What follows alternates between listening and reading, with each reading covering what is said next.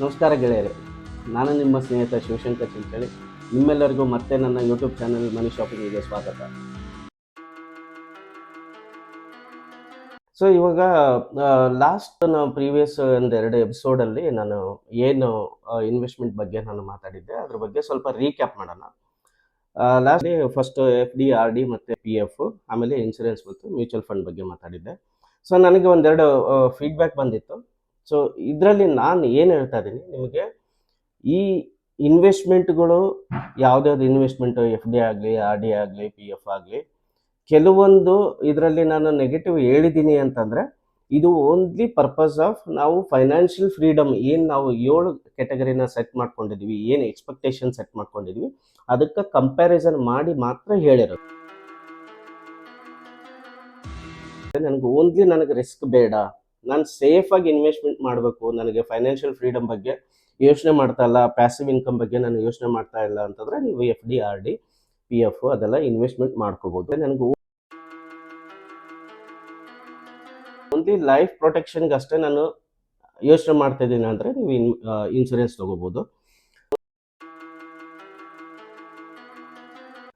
ಹೀಗೆ ನಾನು ಯಾವುದೇ ಆಗಲಿ ನಾನು ಇನ್ವೆಸ್ಟ್ಮೆಂಟ್ ಟೈಪು ನನ್ನ ಒಂದು ಸ್ಟ್ರಾಟಜಿ ಬಿಟ್ಟು ಈ ಇನ್ವೆಸ್ಟ್ಮೆಂಟ್ ಟೈಪ್ಗಳನ್ನೆಲ್ಲ ನಾನು ಎಕ್ಸ್ಪ್ಲೇನ್ ಮಾಡ್ತಾ ಇದ್ದೀನಿ ಅಂತಂದರೆ ಓನ್ಲಿ ಅದು 7 ಎಕ್ಸ್ಪೆಕ್ಟೇಷನ್ ಏನು ಇಟ್ಕೊಂಡು ನಾವು ಮುಂದೆ ನಾವು ಫೈನಾನ್ಷಿಯಲ್ ಫ್ರೀಡಮ್ ಕ್ರಿಯೇಟ್ ಮಾಡ್ಕೋಬೇಕು, ನಾವು ಪ್ಯಾಸಿವ್ ಇನ್ಕಮ್ ಕ್ರಿಯೇಟ್ ಮಾಡ್ಕೋಬೇಕು ಅಂತ ನಾವು ಏನು ಅಜೆಂಡಾ ಇಟ್ಕೊಂಡಿದ್ದೀವಿ ಆ ಗುರಿನ ಕನ್ಸಿಡರ್ ಮಾಡಿ ಈ ಎಕ್ಸ್ಪೆಕ್ಟೇಷನ್ಸ್ನ ನಾನು ಅದನ್ನು ಬ್ರೇಕ್ ಡೌನ್ ಮಾಡಿ ಅದನ್ನೆಲ್ಲ ನಾನು ಕಂಪೇರ್ ಮಾಡಿ ಹೇಳ್ತಾ ಇರೋದು. ನಾನು ಯಾವುದೋ ಇನ್ವೆಸ್ಟ್ಮೆಂಟ್ ಟೈಪನ್ನು ನೆಗೆಟಿವ್ ಆಗಿ ನಾನು ಅದನ್ನು ಹೇಳ್ತಾ ಇಲ್ಲ. ನಿಮಗೆ ಅದರಲ್ಲಿ ಇಷ್ಟವಾದ ಏನು ಎಕ್ಸ್ಪೆಕ್ಟೇಷನ್ ಇಟ್ಕೊಂಡು ಇನ್ವೆಸ್ಟ್ಮೆಂಟ್ ಮಾಡ್ತೀರಾ ಅದನ್ನು ಕಂಟಿನ್ಯೂ ಮಾಡಿ, ಅಥವಾ ನಿಮಗೆ ಫೈನಾನ್ಷಿಯಲ್ ಫ್ರೀಡಮ್ ಬಗ್ಗೆ ನೀವು ಯೋಚನೆ ಮಾಡ್ತಾ ಇದ್ದೀರಾ ಅಂದರೆ ಸೊ ನನ್ನೆಲ್ಲ ಎಪಿಸೋಡ್ಗಳನ್ನು, ಎಲ್ಲ ವೀಡಿಯೋಸ್ಗಳನ್ನು ಕಂಟಿನ್ಯೂ ಮಾಡಿ, ಫಾಲೋ ಮಾಡಿ.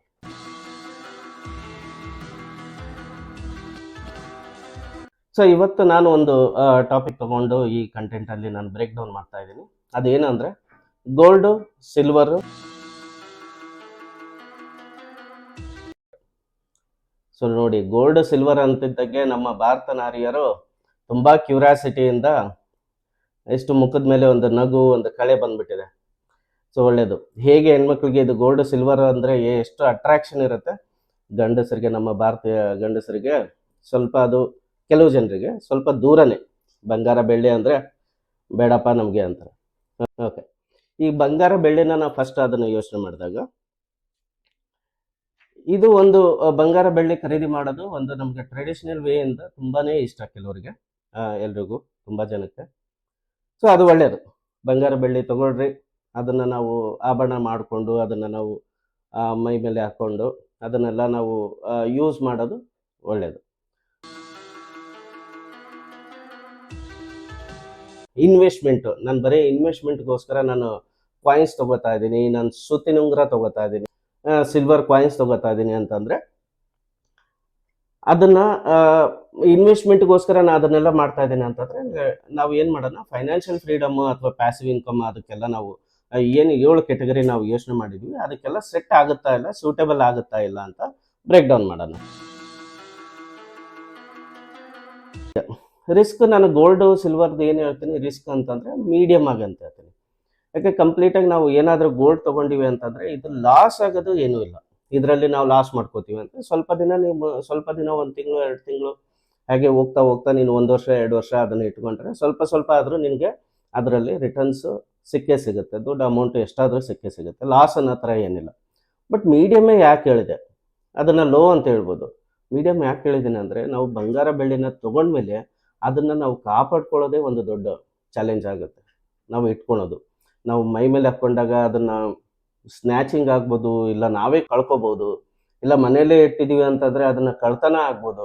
ಸೊ ಅದನ್ನು ನಾವು ಸೇಫಾಗಿ ಹೋಲ್ಡ್ ಮಾಡೋದೇ, ನಾವು ಇಟ್ಕೊಳ್ಳೋದೇ, ಕಾಪಾಡ್ಕೊಳ್ಳೋದೇ ಒಂದು ದೊಡ್ಡ ಚಾಲೆಂಜ್ ಆಗಿರುತ್ತೆ. ಸೊ ಅದಕ್ಕೋಸ್ಕರ ಅದು ರಿಸ್ಕಲ್ಲಿ ನಾನು ಸ್ವಲ್ಪ ಮೀಡಿಯಮ್ ಅಂತ ಹೇಳ್ತೇನೆ.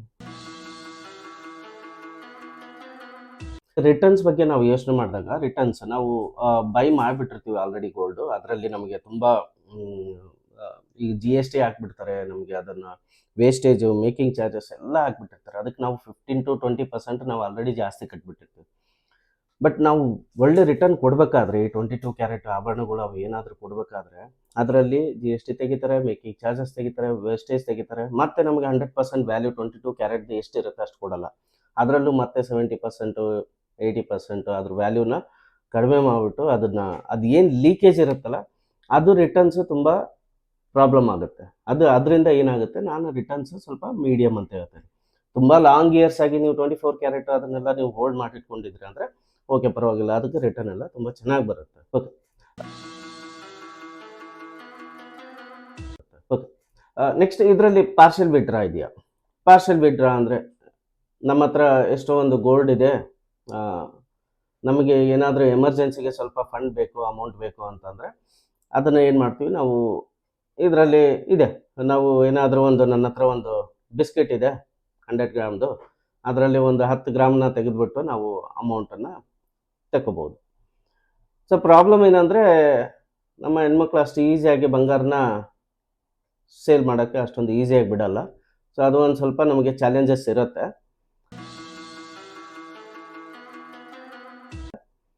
Next lump sum amount record. Lump sum amount ಬೇಕಾಗತ್ತಾ? ಹೌದು, ಗೋಲ್ಡ್ ನಾವು ತೊಗೋಬೇಕಾದ್ರೆ ಲಮ್ಸಮ್ ಅಮೌಂಟ್ ಬೇಕು. ನಾವು 1,000 2,000 ಅದನ್ನೆಲ್ಲ ಯೂಸ್ ಮಾಡಿಬಿಟ್ಟು ನಾನು ತೊಗೋತೀನಿ ಅಂದರೆ ಕಷ್ಟ. ಇದಕ್ಕೆ ನಾವು ಅಟ್ಲೀಸ್ಟ್ ಒಂದು 10 ಗ್ರಾಮ್ ತೊಗೋತೀವಿ ಅಂದರೆ 1 ಲಕ್ಷ ರೂಪಾಯಿ ಬೇಕಾಗುತ್ತೆ. ನಾವು 1 ಗ್ರಾಮ್ ತೊಗೋತೀವಿ ಅಂದರೆ 10,000 ರೂಪಾಯಿ ಆದರೂ ಬೇಕಾಗುತ್ತೆ. ಇಲ್ಲ ನಾವು ಅದನ್ನು ಯಾವುದಾದ್ರೂ ಸ್ಕೀಮು ಅದು ಇದು ಅಂಥೇಳಿ ಸ್ವಲ್ಪ ಸ್ವಲ್ಪ ಹಾಕೂ ನಾವು ಬಂಗಾರ ಖರೀದಿ ಮಾಡ್ಬೋದು.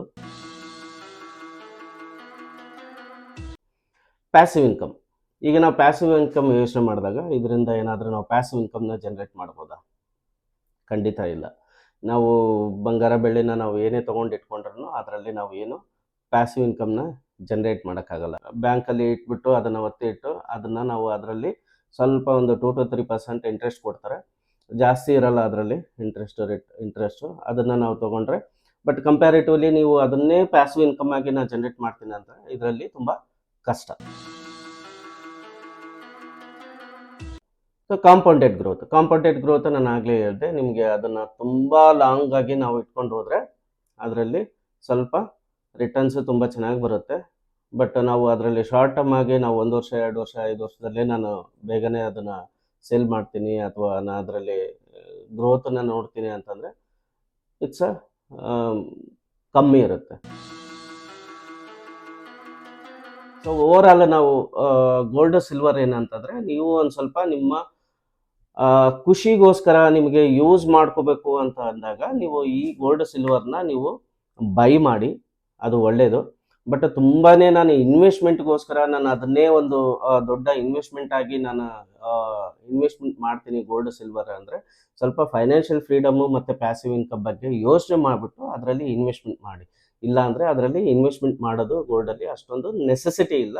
ಅದ್ರ ಬದಲು ನಾವು ಎಷ್ಟು ಬೇಕೋ ಅಷ್ಟನ್ನು ನಾವು ಗೋಲ್ಡ್ ಸಿಲ್ವರ್ ಬೈ ಮಾಡಿ ಬೇರೆ ಅಮೌಂಟನ್ನು ನಾವು ಬೇರೆ ಕಡೆ ನಾವು ಇನ್ವೆಸ್ಟ್ಮೆಂಟ್ ಮಾಡ್ಕೊಂಡು ಹೋಗ್ಬೋದು. ಯಾಕಂದರೆ ನಾನು ಹೇಳ್ದಾಗೆ ನಾನು ಏನು ಹೇಳೋದು ಅಂತಂದರೆ, ಎಲ್ಲ ಎಗ್ಸನ್ನು ಒಂದೇ ಬಾಸ್ಕೆಟಲ್ಲಿ ಇಡಬೇಡಿ. ಯಾಕಂದರೆ ಅದು ಒಂದು ಬಾಸ್ಕೆಟ್ ಬಿದ್ದೋಯ್ತು ಅಂದರೆ ಎಲ್ಲ ಎಗ್ಗು ಒಡೆದೋಗ್ಬಿಡುತ್ತೆ. ಅದ್ರ ಬದಲು ಅದನ್ನು ಡೈವರ್ಸಿಫಿಕೇಷನ್ ಅಂತಾರೆ. ಅಂದರೆ ಬೇರೆ ಬೇರೆ ಬೇರೆ ಎಗ್ಸಲ್ಲಿ ಬೇರೆ ಬೇರೆ ಬಾಸ್ಕೆಟಲ್ಲಿ ಇಟ್ಟರೆ, ಅಂದರೆ ಬೇರೆ ಬೇರೆ ಕಡೆ ಸ್ವಲ್ಪ ಸ್ವಲ್ಪ ಇನ್ವೆಸ್ಟ್ಮೆಂಟ್ ಮಾಡಿ ಒಂದು ಇನ್ವೆಸ್ಟ್ಮೆಂಟನ್ನು ಪ್ರಾಪರಾಗಿ ನಾವು ಫೈನಾನ್ಷಿಯಲ್ ಫ್ರೀಡಮ್ ಟುವರ್ಡ್ಸ್ನ ಇನ್ವೆಸ್ಟ್ಮೆಂಟ್ ಮಾಡ್ಕೊಂಡು ಹೋದರೆ ತುಂಬ ಚೆನ್ನಾಗಿರುತ್ತೆ. ಸೊ ಇದರಲ್ಲಿ ಬೇರೆ ಬೇರೆ ಇನ್ವೆಸ್ಟ್ಮೆಂಟು ನೀವು ಆಲ್ರೆಡಿ ಏನು ಮಾಡ್ತಾಯಿದ್ರೆ ಲಿಮಿಟೆಡ್ ಆಗಿ ಮಾಡಿ. ಸೊ ಒಂದು ಇನ್ವೆಸ್ಟ್ಮೆಂಟನ್ನು ಫೈನಾನ್ಷಿಯಲ್ ಫ್ರೀಡಮ್ಗೋಸ್ಕರ ಆಲೋಚನೆ ಮಾಡಿ. ಓಕೆ, ಇವಾಗ ನಾವು ರಿಯಲ್ ಎಸ್ಟೇಟ್ ಬಗ್ಗೆ ಹೋಗೋಣ. ರಿಯಲ್ ಎಸ್ಟೇಟ್ ಅಂದರೆ ಹೆಣ್ಮಕ್ಳಿಗಾಗಲಿ ಗಂಡ್ಮಕ್ಳಿಗಾಗಲಿ ಒಂದು ಆಸೆ. ನನಗೆ ಒಂದು ಕನಸಿನ ಮನೆ, ಒಂದು ಡ್ರೀಮ್ ಹೌಸ್ ಕಟ್ಕೋಬೇಕು ಅನ್ನೋದೊಂದು ಎಲ್ರಿಗೂ ಆಸೆ ಇರುತ್ತೆ. ಸೊ ಹಾಗೆ ನೋಡಿದಾಗ ನೀವು ಈ ರಿಯಲ್ ಎಸ್ಟೇಟಲ್ಲಿ ಒಂದು ಸ್ವಂತ ಮನೆ ಒಂದು ನೆಸೆಸಿಟಿ, ಅದು ನೆಸೆಸಿಟಿ ಎಲ್ರಿಗೂ ಬೇಕೇ ಬೇಕು ಕಂಪಲ್ಸರಿ.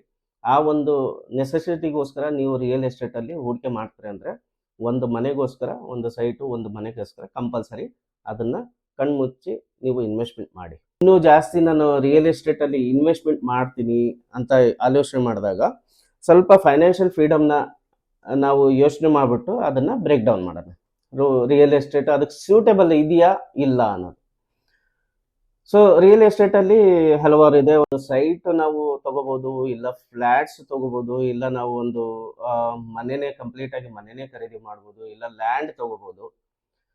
ಸೊ ಇದಕ್ಕೆಲ್ಲ ಏನಂತಂದ್ರೆ ನಾವು ಈ ಕೆಟಗರಿನ ನಾವು ಕಂಪ್ಯಾರಿಸನ್ ಮಾಡ್ಕೊಂಡು ಹೋಗೋಣ. ಫಸ್ಟ್ ರಿಸ್ಕ್ ನಾವು ಯೋಚನೆ ಮಾಡಿದಾಗ ರಿಸ್ಕ್ ಮೀಡಿಯಂ, ಹಾಗೆ ನಾನು ಮೀಡಿಯಂನೇ ಹೇಳ್ತೀನಿ. ಯಾಕಂದ್ರೆ ಒಂದು 2 ರೀಸನ್ಸ್. ಒಂದು, ರಿಸ್ಕ್ ಇದರಲ್ಲಿ ಕಮ್ಮಿ. ಒಂದು ನೀವು ಒಂದು ಸೈಟ್ ಅಲ್ಲಿ ಹೂಡಿಕೆ ಮಾಡಿದ್ರಿ ಅಂದ್ರೆ, ಒಂದು ಯಾವ್ದಾದ್ರು ಒಂದು ರಿಯಲ್ ಎಸ್ಟೇಟ್ ಅಲ್ಲಿ ಯಾವುದೇ ಊರಾಗಿರ್ಬೋದು, ಅದರಲ್ಲಿ ನೀವು ಸ್ವಲ್ಪ ದೊಡ್ಡ ದೊಡ್ಡ ಊರುಗಳಲ್ಲಿ ಇನ್ವೆಸ್ಟ್ಮೆಂಟ್ ಮಾಡಿದ್ರೆ ಬೇಗನೆ ನಿಮಗೆ ಒಳ್ಳೆ ಗ್ರೋತ್ ಸಿಗುತ್ತೆ. ಸ್ವಲ್ಪ ನೀವು ಹಳ್ಳಿಗಳಲ್ಲಿ ಊರುಗಳಲ್ಲಾದ್ರೆ ಸ್ವಲ್ಪ ಸ್ಲೋ ಸಿಗುತ್ತೆ, ಬಟ್ ಅದು ಗ್ರೋವಿಂಗು ಕೆಲವೊಂದು ಕಡೆ ತುಂಬ ಫಾಸ್ಟಾಗಿ ಸಿಗುತ್ತೆ. ಹೂಡಿಕೆ ಮಾಡಿದಾಗ ಅದರಲ್ಲಿ ನಿಮಗೆ ಲಾಸ್ ಅಂತೂ ಆಗಲ್ಲ, ನಿಮಗೆ ಒಳ್ಳೆ ರಿಟರ್ನ್ಸ್ ಬರುತ್ತೆ ತುಂಬ ದಿನ ಇಟ್ಕೊಂಡ್ರೆ. ಬಟ್ ಲಾಸ್ ನಿಮಗೆ ಏನು ಪ್ರಾಬ್ಲಮ್ ಆಗ್ಬೋದು ಅಂದರೆ, ಈ ಬೆಂಗಳೂರು ಅಂತ ಸಿಟಿಯಲ್ಲಿ, ಇಲ್ಲ ಮುಂಬೈ ಅಥವಾ ದೊಡ್ಡ ದೊಡ್ಡ ಮೆಟ್ರೋ ಸಿಟಿಗಳಲ್ಲಿ, ದೊಡ್ಡ ದೊಡ್ಡ ಊರುಗಳಲ್ಲಿ ಲಿಟಿಗೇಷನ್ಸ್ ತುಂಬ ಇರುತ್ತೆ. ನೀವು ಪ್ರಾಪರ್ ಆಗಿ ಒಂದು ಇನ್ವೆಸ್ಟ್ಮೆಂಟ್, ನೀವು ಒಂದು ಸೈಟ್ ಆಗಲಿ, ಒಂದು ಮನೆ ಆಗಲಿ ಏನಾದರೂ ತಗೋಬೇಕು ಅಂದಾಗ, ನೀವು ಪ್ರಾಪರ್ ಆಗಿ ವೆರಿಫಿಕೇಶನ್ ಮಾಡ್ದೇನೆ ನೀವೇನಾದರೂ ಮನೆ ಅಥವಾ ಸೈಟ್ ಏನಾದರೂ ತೊಗೊಂಡ್ಬಿಟ್ರಿ, ಅದರಲ್ಲಿ ಲಿಟಿಗೇಷನ್ ಇದು ಅಂದರೆ ಅದರಷ್ಟು ವರ್ಸ್ಟ್ ಆಗಿ ಯಾವುದೂ ಹೋಗೋದಿಲ್ಲ. ನೀವು ಅದನ್ನು ಸಾಲ್ವ್ ಮಾಡಿಕೊಂಡು ಹೊರಗಡೆ ಬರಬೇಕು. ಆಲ್ರೆಡಿ ನೀವು ದುಡ್ಡು ಪೇ ಮಾಡಿಬಿಟ್ಟಿದ್ರಿ ಅಂತಂದರೆ, ಈ ಥರದ್ದು ಒಂದು ಸೈಟ್ಗಳಾಗಲಿ, ಈ ಥರದ ಒಂದು ಜಾಗಗಳು ಏನಾದರೂ ಒಂದು ಇನ್ವೆಸ್ಟ್ಮೆಂಟ್ ಮಾಡಿದ್ರೆ ಅಂದರೆ ಅದು ತುಂಬ ರಿಸ್ಕು. ನೀವು ಅದರಲ್ಲಿ ಭಾಳ ಕೇರ್ಫುಲ್ಲಾಗಿ ತೊಗೋಬೇಕು ಅನ್ನೋದು ಒಂದು ಪ್ರಾಬ್ಲಮ್ ಇರುತ್ತೆ. ಅದಕ್ಕೋಸ್ಕರ ಇದು ಮೀಡಿಯಮ್ ಇದೆ. ಒಳ್ಳೆ ಚೆನ್ನಾಗಿ ತೊಗೊಂಡಿದ್ರೆ ಅಂದರೆ ಒಳ್ಳೆ ರಿಟರ್ನ್ ಸಿಗುತ್ತೆ, ಲಾಸ್ ಏನಿರಲ್ಲ. ಬಟ್ ಲಿಟಿಗೇಷನ್ಸ್ ಆಯಿತು ಅಂದರೆ ಅದು ಪೂರ್ತಿ ಪ್ರಾಬ್ಲಮ್ ಆಗೋದು ಚಾನ್ಸಸ್ ಇರುತ್ತೆ. ಲಮ್ಸಮ್ ಅಮೌಂಟ್ ಬೇಕಾ ಇದಕ್ಕೆ? ಖಂಡಿತ ಬೇಕು. ಇದರಲ್ಲಿ ಇದೇ ಒಂದು ದೊಡ್ಡ ಪ್ರಾಬ್ಲಮ್. ನಮಗೆ ಏನಂದರೆ, ಎಲ್ರಿಗೂ ಮನೆ ಕಟ್ಟೋದಾಗಲಿ, ಒಂದು ಜಾಗ ತೊಗೊಳೋದಾಗಲಿ, ಒಂದು ಲ್ಯಾಂಡ್ ತೊಗೊಳೋದಾಗಲಿ, ಏನೇ ತೊಗೊಳೋದಾಗಲಿ ಅಂದರೆ ಲಮ್ಸಮ್ ಅಮೌಂಟೇ ಒಂದು ದೊಡ್ಡ ಹರ್ಡಲ್ ಇದರಲ್ಲಿ. ಯಾಕಂದರೆ ಯಾವುದೂ ಅಷ್ಟು ನಾವು 10,000 5,000 ಇದು ಮಾಡಿಕೊಂಡು ತೊಗೊಳ್ತೀವಿ ಅನ್ನೋದು ಭಾಳ ಕಷ್ಟ. ನಿಮಗೆ ಲಮ್ಸಮ್ ಅಮೌಂಟ್ ಬೇಕೇ ಬೇಕು. ಇಲ್ಲ ನೀವು ಲೋನ್ ಮಾಡಿ ಹೋಗ್ತೀರಿ ಅಂತಂದ್ರೂ ಆ ಲೋನ್ ಎಲಿಜಿಬಿಲಿಟಿ ಆದರೂ ಆಗಬೇಕಾಗುತ್ತೆ. ಸೊ ಅದಕ್ಕೆ ಯಾವಾಗಲೂ ನಾವು ಒಂದು ಮನೆ ತೊಗೋಬೇಕಾದ್ರೆ ಮಿನಿಮಮ್ ಆಗಿ ನಾವು ಈಗಿನ ಇದರಲ್ಲಿ ಯಾವುದೇ ಊರಲ್ಲಾಗಲಿ ಮಿನಿಮಮ್ ಒಂದು 5ರಿಂದ 10 ಲಕ್ಷ 15 ಲಕ್ಷ ಬೇಕೇ ಆಗುತ್ತೆ. ಸೊ ಅದಕ್ಕೆ ಲಮ್ಸಮ್ ಅಮೌಂಟ್ ಬೇಕೇ ಬೇಕಿದ್ರಲ್ಲಿ. Partial withdraw. ಸೊ ಇದರಲ್ಲಿ ನಾವು ಒಂದು ಸೈಟ್ ಇದೆ, ಒಂದು 30-40 ಸೈಟ್ ಇದೆ. ಅದು ಒಂದು ಒಳ್ಳೆ ಒಂದು ರೇಟಲ್ಲೇ ಇದೆ, ಒಂದು 50 ಲಕ್ಷ ರೇಟಲ್ಲೇ ಇದೆ ಅಂತ ಅಂದ್ಕೊಳ್ಳಿ. ಸೊ ಅವಾಗ ನನಗೆ ಒಂದು 5 ಲಕ್ಷ ನಾನು ತೆಗಿಬೇಕು ಅಂದರೆ, ಒಂದು 4-5 ಸ್ಕ್ವೇರ್ ಫೀಟಲ್ಲೇ ನಿಮ್ಗೆ 5 ಲಕ್ಷ ಬರುತ್ತೆ. ಆ 4-5 ಸ್ಕ್ವೇರ್ ಫೀಟ್ ನಾನು ಸೇಲ್ ಮಾಡೋಕ್ಕಾಗತ್ತಾ? ಆಗಲ್ಲ. ಪಾರ್ಷಲ್ ವಿಡ್ರಾ ಇದರಲ್ಲಿ ಆಗೋದೇ ಇಲ್ಲ. ಸೈಟ್ಗಳು ನಾವು ಅಥವಾ ಏನಾದರೂ ಒಂದು ರಿಯಲ್ ಎಸ್ಟೇಟ್ ತೊಗೊಂಡಿದ್ದೀವಿ ಅಂದರೆ, ಅದನ್ನು ನಾವು ಏನಾದರೂ ಒಂದು ಎಮರ್ಜೆನ್ಸಿಗೋಸ್ಕರ ಏನಕ್ಕಾದ್ರೂ ಸೇಲ್ ಮಾಡ್ಬೇಕಂದ್ರೆ ತುಂಬ ಕಷ್ಟ ಆಗುತ್ತೆ.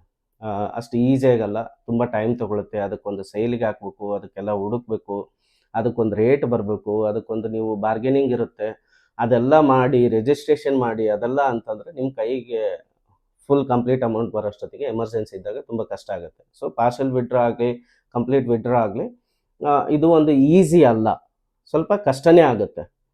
ಸೊ ನಿಮಗೆ ಎಲ್ಲ ಇನ್ವೆಸ್ಟ್ಮೆಂಟು ಬರೀ ರಿಯಲ್ ಎಸ್ಟೇಟ್ಗಳಲ್ಲೇ ಇದೆ ಅಂತಂದರೆ, ನಿಮಗೆ ಎಮರ್ಜೆನ್ಸಿ ಫಂಡ್ ಬೇಕಾದಾಗ ಈ ಥರ ಎಲ್ಲ ಪಾರ್ಷಲ್ ವಿಡ್ರಾ ಆಗಲಿ ಅದೆಲ್ಲ ಸ್ವಲ್ಪ ಟೈಮ್ ಕನ್ಸ್ಯೂಮಿಂಗ್ ಇರುತ್ತೆ, ಸ್ವಲ್ಪ ಕಷ್ಟ ಇರುತ್ತೆ. ಈ ಒಂದು ಎಲ್ಲ ಕನ್ಸಿಡರೇಷನ್ ಎಲ್ಲ ಮಾಡಿಕೊಂಡಾಗ, so gold, silver, real estate ಈ ನಿಮ್ಮ ಫೈನಾನ್ಷಿಯಲ್ ಫ್ರೀಡಮ್ಗೋಸ್ಕರ ನೀವು ಇದನ್ನು ಹಾಕ್ಬಿಟ್ಟು ನಾನು ಆರಾಮಾಗಿ ನಾನು ಪ್ಯಾಸಿವ್ ಇನ್ಕಮ್ ಜನರೇಟ್ ಮಾಡ್ಕೊಂಬಿಟ್ಟು ನಾನು ಆರಾಮಾಗಿ ಫ್ರೀಡಮ್ ಆಗಿದ್ದೀನಿ, ನಂದು ಏನೂ ಪ್ರಾಬ್ಲಮ್ ಇಲ್ಲ ಅನ್ನೋ ಒಂದು ಆಲೋಚನೆ ಮಾಡ್ತಿದ್ದೆ ಅಂದರೆ, ಇದು ಅಷ್ಟೊಂದು 100% ಆಗಿ ಸೂಟೇಬಲ್ ಇಲ್ಲ. ಮಾಡ್ರೇಟ್ ಆಗಿ ನೀವು ಇದರಲ್ಲಿ ಮಾಡ್ಕೋಬೋದು. ಬಟ್ ಈ ಒಂದು ರಿಯಲ್ ಎಸ್ಟೇಟ್ ಆಗಲಿ, ಏನಾದರೂ ಗೋಲ್ಡ್ ಸಿಲ್ವರಲ್ಲಿ ಇನ್ವೆಸ್ಟ್ಮೆಂಟ್ ಮಾಡಬೇಕಾದ್ರೆ ಎಷ್ಟು ನೆಸೆಸಿಟಿ ಇದೆ ಅಷ್ಟು ಇನ್ವೆಸ್ಟ್ಮೆಂಟ್ ಮಾಡಿ. ನೆಸೆಸಿಟಿ ಇಲ್ಲ ಅಂತಂದರೆ ಬೇರೆ ಕಡೆ ನಾವು ಫೈನಾನ್ಷಿಯಲ್ ಫ್ರೀಡಮ್ಗೋಸ್ಕರ ನಾನು ಏನು ನೆಕ್ಸ್ಟ್ ಹೇಳ್ಬೇಕಂತಿದ್ವಿ ಅದರಲ್ಲಿ ನೀವು ಆಲೋಚನೆ ಮಾಡ್ಬೋದು. ಸೊ ಓವರಾಲ್ ನಾವು ಗೋಲ್ಡ್ ಸಿಲ್ವರ್ ಏನಂತಂದರೆ, ನೀವು ಒಂದು ಸ್ವಲ್ಪ ನಿಮ್ಮ ಖುಷಿಗೋಸ್ಕರ ನಿಮಗೆ ಯೂಸ್ ಮಾಡ್ಕೋಬೇಕು ಅಂತ ಅಂದಾಗ ನೀವು ಈ ಗೋಲ್ಡ್ ಸಿಲ್ವರ್ನ ನೀವು ಬೈ ಮಾಡಿ, ಅದು ಒಳ್ಳೆಯದು. ಬಟ್ ತುಂಬಾನೇ ನಾನು ಇನ್ವೆಸ್ಟ್ಮೆಂಟ್ಗೋಸ್ಕರ ನಾನು ಅದನ್ನೇ ಒಂದು ದೊಡ್ಡ ಇನ್ವೆಸ್ಟ್ಮೆಂಟ್ ಆಗಿ ನಾನು ಇನ್ವೆಸ್ಟ್ಮೆಂಟ್ ಮಾಡ್ತೀನಿ ಗೋಲ್ಡ್ ಸಿಲ್ವರ್ ಅಂದರೆ ಸ್ವಲ್ಪ ಫೈನಾನ್ಷಿಯಲ್ ಫ್ರೀಡಮು ಮತ್ತು ಪ್ಯಾಸಿವ್ ಇನ್ಕಮ್ ಬಗ್ಗೆ ಯೋಚನೆ ಮಾಡಿಬಿಟ್ಟು ಅದರಲ್ಲಿ ಇನ್ವೆಸ್ಟ್ಮೆಂಟ್ ಮಾಡಿ. ಇಲ್ಲ ಅಂದರೆ ಅದರಲ್ಲಿ ಇನ್ವೆಸ್ಟ್ಮೆಂಟ್ ಮಾಡೋದು ಗೋಲ್ಡಲ್ಲಿ ಅಷ್ಟೊಂದು ನೆಸೆಸಿಟಿ ಇಲ್ಲ. ಅದ್ರ ಬದಲು ನಾವು ಎಷ್ಟು ಬೇಕೋ ಅಷ್ಟನ್ನು ನಾವು ಗೋಲ್ಡ್ ಸಿಲ್ವರ್ ಬೈ ಮಾಡಿ ಬೇರೆ ಅಮೌಂಟನ್ನು ನಾವು ಬೇರೆ ಕಡೆ ನಾವು ಇನ್ವೆಸ್ಟ್ಮೆಂಟ್ ಮಾಡ್ಕೊಂಡು ಹೋಗ್ಬೋದು. ಯಾಕಂದರೆ ನಾನು ಹೇಳ್ದಾಗೆ ನಾನು ಏನು ಹೇಳೋದು ಅಂತಂದರೆ ಎಲ್ಲ ಎಗ್ಸನ್ನು ಒಂದೇ ಬಾಸ್ಕೆಟಲ್ಲಿ ಇಡಬೇಡಿ. ಯಾಕಂದರೆ ಅದು ಒಂದು ಬಾಸ್ಕೆಟ್ ಬಿದ್ದೋಯ್ತು ಅಂದರೆ ಎಲ್ಲ ಎಗ್ಗು ಒಡೆದೋಗ್ಬಿಡುತ್ತೆ. ಅದ್ರ ಬದಲು ಅದನ್ನು ಡೈವರ್ಸಿಫಿಕೇಶನ್ ಅಂತಾರೆ. ಅಂದರೆ ಬೇರೆ ಬೇರೆ ಬೇರೆ ಎಗ್ಸಲ್ಲಿ ಬೇರೆ ಬೇರೆ ಬಾಸ್ಕೆಟಲ್ಲಿ ಇಟ್ಟರೆ ಅಂದರೆ ಬೇರೆ ಬೇರೆ ಕಡೆ ಸ್ವಲ್ಪ ಸ್ವಲ್ಪ ಇನ್ವೆಸ್ಟ್ಮೆಂಟ್ ಮಾಡಿ ಒಂದು ಇನ್ವೆಸ್ಟ್ಮೆಂಟನ್ನು ಪ್ರಾಪರಾಗಿ ನಾವು ಫೈನಾನ್ಷಿಯಲ್ ಫ್ರೀಡಮ್ ಟುವರ್ಡ್ಸ್ನ ಇನ್ವೆಸ್ಟ್ಮೆಂಟ್ ಮಾಡ್ಕೊಂಡು ಹೋದರೆ ತುಂಬ ಚೆನ್ನಾಗಿರುತ್ತೆ. ಸೊ ಇದರಲ್ಲಿ ಬೇರೆ ಬೇರೆ ಇನ್ವೆಸ್ಟ್ಮೆಂಟು ನೀವು ಆಲ್ರೆಡಿ ಏನು ಮಾಡ್ತಾಯಿದ್ರೆ ಲಿಮಿಟೆಡ್ ಆಗಿ ಮಾಡಿ. ಸೊ ಒಂದು ಇನ್ವೆಸ್ಟ್ಮೆಂಟನ್ನು ಫೈನಾನ್ಷಿಯಲ್ ಫ್ರೀಡಮ್ಗೋಸ್ಕರ ಆಲೋಚನೆ ಮಾಡಿ.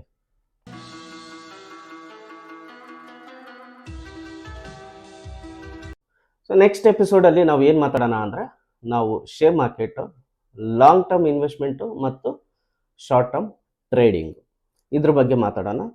ನಿಮಗೆ ಏನಾದರೂ ಅನಿಸಿದ್ದು ಫೀಡ್ಬ್ಯಾಕ್ ನೀವು ನೆಗೆಟಿವ್ ಆಗಲಿ ಪಾಸಿಟಿವ್ ಆಗಲಿ ಏನಾದರೂ ಹೇಳೋದಿತ್ತಂದರೆ ನೀವು ಕಮೆಂಟ್ ಸೆಕ್ಷನಲ್ಲಿ ಒಂದು ಕಮೆಂಟ್ ಮಾಡಿ. ಸೊ ಅದನ್ನು ನಾನು ಅನಲೈಸ್ ಮಾಡಿಬಿಟ್ಟು ನೆಕ್ಸ್ಟ್ ಕಂಟೆಂಟ್ಸ್ಗಳಲ್ಲಿ ಅದನ್ನು ಏನು ಆನ್ಸರ್ ಮಾಡಬೇಕು ಅನ್ನೋದನ್ನು ನಾನು ಹೇಳ್ತೀನಿ, ಇಲ್ಲ ಕಮೆಂಟಲ್ಲೇ ನಾನು ರಿಪ್ಲೈ ಮಾಡ್ತೀನಿ. ಸೊ ಈ ಒಂದು ಇವತ್ತಿನ ಕಂಟೆಂಟು ನಿಮಗೆ ಇಷ್ಟ ಆಗಿದ್ದಲ್ಲಿ ಸಬ್ಸ್ಕ್ರೈಬ್ ಮಾಡಿ, ಲೈಕ್ ಮಾಡಿ, ಕಮೆಂಟ್ ಮಾಡಿ.